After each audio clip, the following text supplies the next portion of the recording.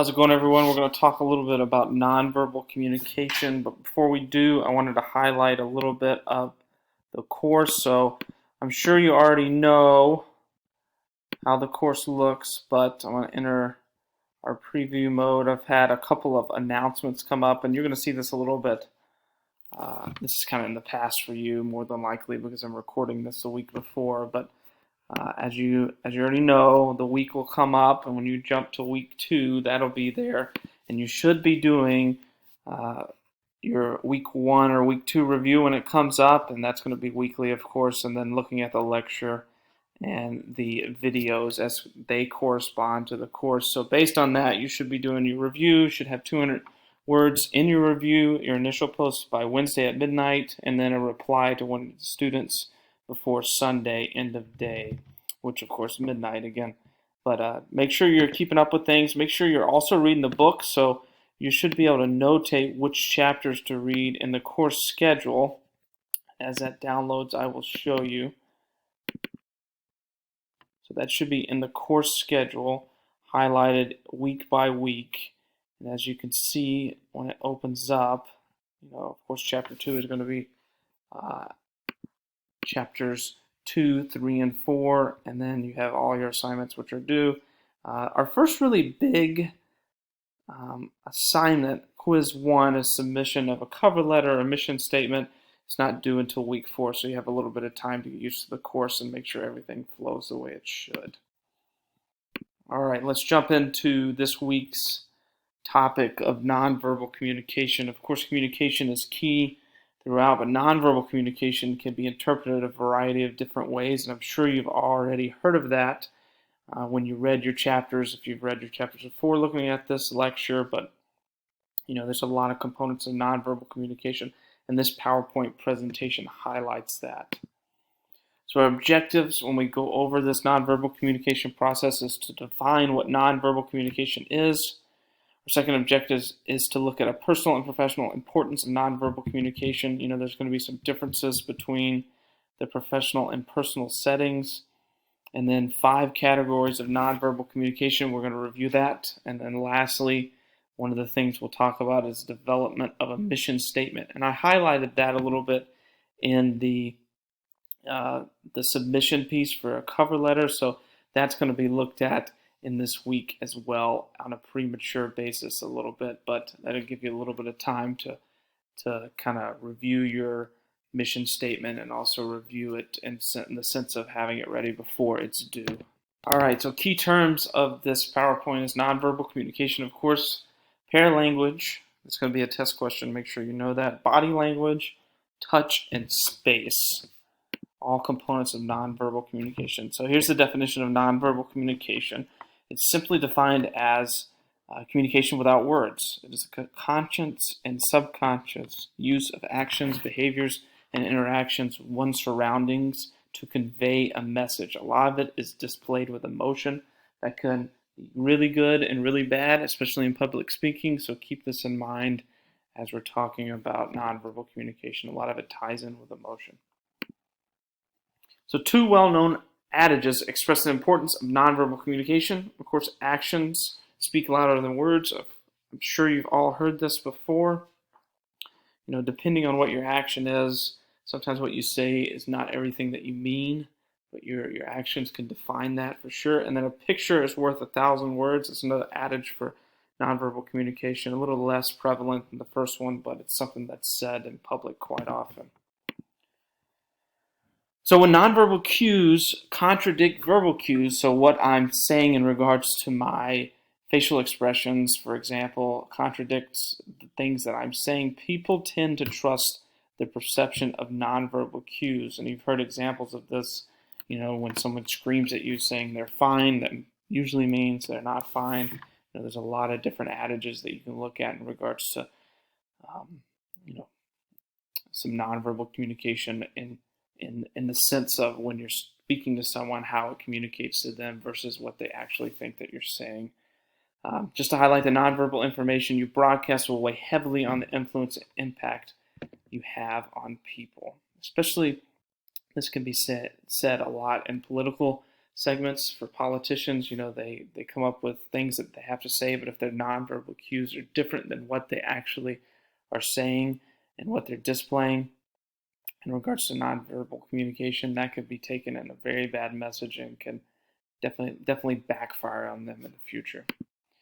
Um, Nonverbal perceptual checks are something that you can do personally to check and see how you're reacting in regards to your nonverbal communication, not just analyzing what you're saying, but how you're displaying your verbiage and what you're doing in regards to your facial expressions and your movement. I think that's really, really important for all of us to heed, make sure that you're at least giving yourself a review of how you're out there. And a lot of times this comes from people that are watching you, especially if you're over, you know, in a public speaking event and you have to practice making sure that people watch you and your nonverbal cues to make sure you're not doing something that you're not intending to do.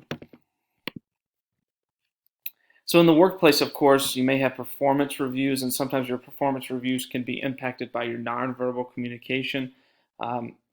Negative things that you see in a body language, that someone displays when they're speaking.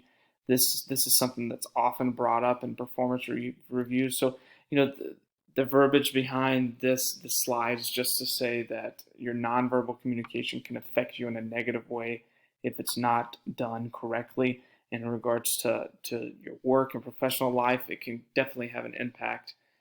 And I would make sure it's at the top of the list of your communication thought process as we're reviewing everything moving forward.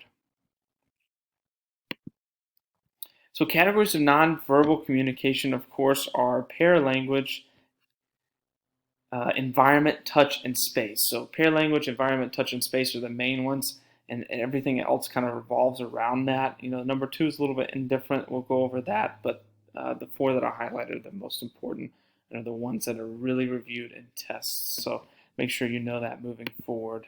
So paralanguage, of course, is nonverbal communication through factors such as tone, pitch, quality, and rate of speech, laughter, tears, things that are coming out of your mouth in regards to your displaying of verbal message per se. So a father frowns and anxiously runs to his daughter who has just fallen. So that's a part of paralanguage, and you can read the other examples below. And I'm going to kind of move a little bit quicker, just so I can get through all the slides. But I'm sure that you can kind of tell what paralanguage is just by reading the examples. Now, this is what we highlighted. Body language consists of gestures, movements, and mannerisms by which a person communicates with others. So physical attributes such as appearance, facial expressions, eye contact, and posture are all really, really important. So the way you look when you're presenting, if you walk in with a suit on, of course you're going to be taken in a higher capacity as someone probably that knows what they're talking about, because that's how people tie things together. The gestures that you make when you're talking to people, if you're smiling instead of frowning, things like that really have a lot to do with it. And then something I struggle with is posture. I've tried to work on that throughout my career, but that's something that we can all do better and make sure we're standing up straight, sitting up straight in our chair, of course, not leaning over when speaking. Those kind of things really matter when we talk about paralanguage and body language. So the environment that you're in also is a condonement of how your speech should or shouldn't go. So environmental factors of nonverbal communication are objects in our surroundings. So if I'm doing a presentation, for example, and you're looking at my presentation now and I don't have the PowerPoint picture behind it, that can definitely be of impact. If I had something in my home or my dog was running around, that could have a definite impact on my speech. And if you take any of what I said in as an important aspect of the course. So keep that in mind, read the examples, but that's just one example that I thought of in the scenario of this virtual world that we're in, and then for sure online learning comparison. Another thing that should be highlighted as a part of nonverbal communication is touch. Haptic communication. This is not something that's really used very often in professional settings today. It can be used more often in personal settings, but in the professional scenario that we talk about in the work area, this is usually frowned upon. So keep that in mind. Before COVID hit, of course, people shook hands when they walked into a room, of course, and they saw someone that they knew or met someone new. But that's a part of communication, and firm handshake, like it says here, communicates confidence, and a limp handshake communicates nervousness. So, that's a part of nonverbal communication, although it's not as used, I would say, as much as it used to be. Space is another thing that relates to nonverbal communication, of course. The physical distance between you and the others. So if you're talking from a long way off, that can have an impact on your speech, of course, and it can also have an impact on how people are taking what you're saying. So for North Americans, space generally falls into these four categories: intimate distance, personal distance, social distance, and public distance. Make sure you review these and, of course, the length between each one, because it's going to be a test question. I think it's really, really important for you to know, in regards to talking to someone at the public distance, you're not going to have that really, I would say, close-knit conversation that you would have talking to someone in a personal distance zone. So, personal distance, for example, is the distance used by casual and friendly conversations. Social is a little bit different. Small meetings are usually in that regard. So read this. Make sure you know it. It's going to be on your midterm exam. It'll be probably brought up in a couple of quizzes. I think it's really important for you to recognize space and its importance in regards to nonverbal communication. And it's definitely highlighted in the book. Conflicting signals. This happens a lot, and we've talked about this. What people are thinking in regards to what you say, and then your actions beyond it. So, your nonverbal cues acting against what you say verbally. We talked about this before, but people are going to usually go with a nonverbal cue. So using nonverbal communication, of course, should be warranted in regards to what needs to happen, and I think it's important that you recognize the need to have an efficient nonverbal communication process. Make sure that you practice this throughout your career, and make sure you practice this, especially if you're going to give a speech in front of a lot of people. I think it's important because just because you practice what you say doesn't mean it's going to be interpreted the way you want. So let's transition now. I want to look at a cover letter, because this is something that you're going to do.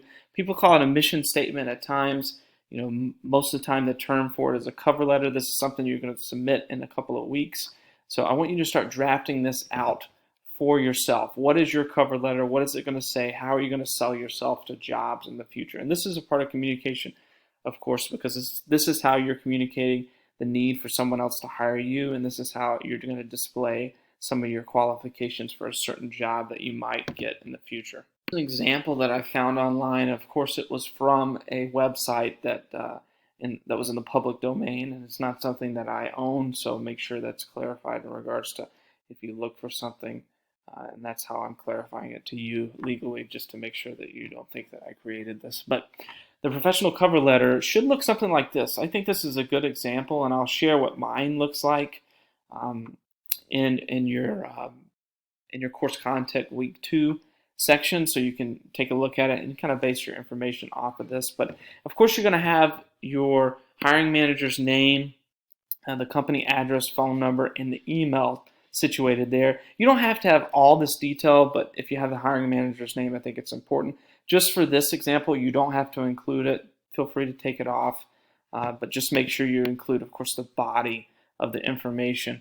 You're going to put dear whoever it is. I would just say to whom it may concern, since you're not applying for a job currently, and then list out some important information in regards to your cover letter. This one says, I'm writing to apply for a certain job. You could say, I'm looking to apply for a certain job. You don't have to say that in the exact order that it's in. And of course, you want to highlight some of the experience you have in the middle section. So I think that's really important. In the middle section, you usually go over experience and what background you have and why you're ready for that type of job. In the middle, you often see a bullet point section, and you can include that, but it's super important to have information based on a good flow within your paper. And in the end, you want to just kind of clarify everything and say that you're interested in the job or the role moving forward. I'll have more information on this to come out in videos here pretty soon, but this is just a broad overview of what a cover letter is. If you have any questions, of course, I'm happy to help in any way I can, but take a look at the course videos. You'll see more information on what a cover letter is, and it highlights the need that I foresee moving forward, and other people are talking about it. But if you have any questions, let me know. We'll talk further as time goes on, and I appreciate all your work in this course.